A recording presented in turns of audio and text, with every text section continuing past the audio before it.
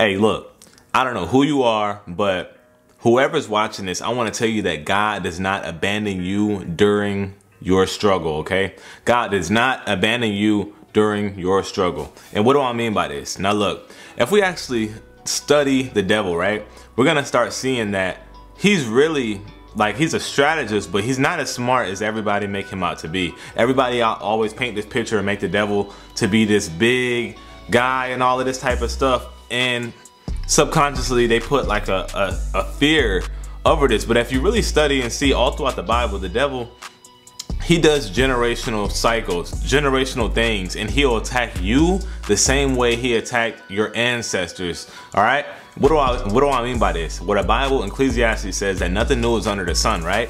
Nothing new is under the sun, right? So let's check this out. So think of the Garden of Eden, right? What happened? The devil tricked Eve and had her eat the forbidden fruit. After she did, then what did they do? They said that God was in the garden, right?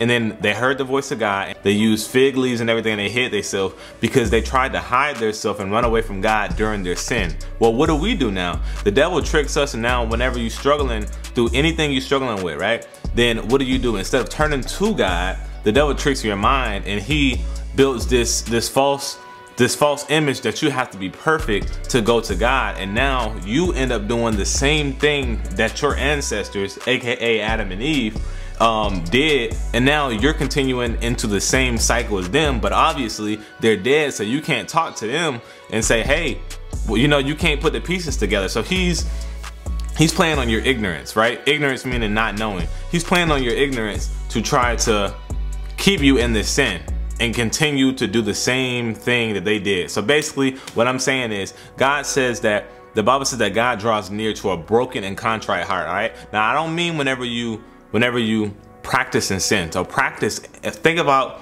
if I'm trying out for basketball, right? I'm practicing, I'm going to practice, I'm practicing.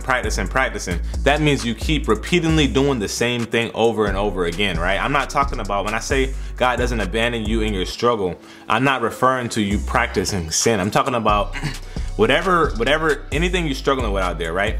I don't know if it's pornography, masturbation, whatever it is, fornication, drunkenness, whatever you're practicing, I mean, whatever you're struggling with. If you're actively trying, right, not premeditating this thing, if you're actively trying, like, Lord, I just keep slipping up, I'm sorry, you know, I'm trying not to do it again. The Bible says that a righteous man falls down 7 times and get right back up again, okay? So that means that, and then the Bible also says that he that endureth till the end shall be saved. So this life is a race, okay? It's a race. And think of a relay race, right? You're this close to the end. You're right here, about to get to this next level. And guess what? The enemy tries to play with your mind, right? Try to play in your mind with imaginations, and he wants to discourage you because you can't see how far you are. Human nature teaches us to judge our accomplishments based off of where we are, right? Honestly, we're supposed to do the opposite. We're supposed to judge our accomplishments based off of what we came through. You know, how is my understanding of things better than what it was before? You know, am I tempted as easy as I am? So look, I just want to encourage y'all, man, and tell y'all, don't abandon God during your struggle, because God is not abandoning you. All right, even if it seems like God is not around you during your struggle, this really gonna blow your mind, and this is gonna encourage you. Check this out, right? Remember what I said? I said, even if it seems like God is not around you, or God is not near you, and you can't feel God during your struggle, watch this, okay? We're gonna break this down in the Bible.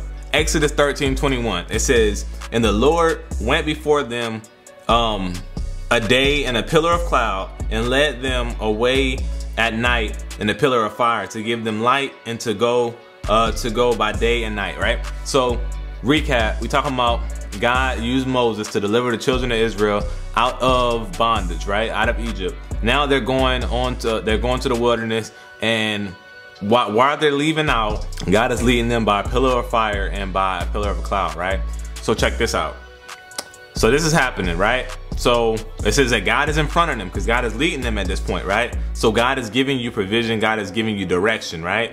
But guess what? Guess what's happening whenever evil is coming? So I'm gonna read this. Exodus 14 and 19. Now this is when the Pharaoh tried to go and chase the children of Israel, right? So look, it says, and the angel of God, which went before the camp of Israel, removed and went behind them. And the pillar of the cloud went from before their face and stood behind them. So this is telling you God was before you, but now whenever troubles happens, God is no longer in front of you. He turns behind you because he's protecting you. So that means you can't see God because you're still looking up here. Meanwhile, God turned around and he back here because he's protecting you, right? So God is fighting the adversary for you right now. So just because you can't see him, don't mean he ain't working in the midst. Woo! That's a word.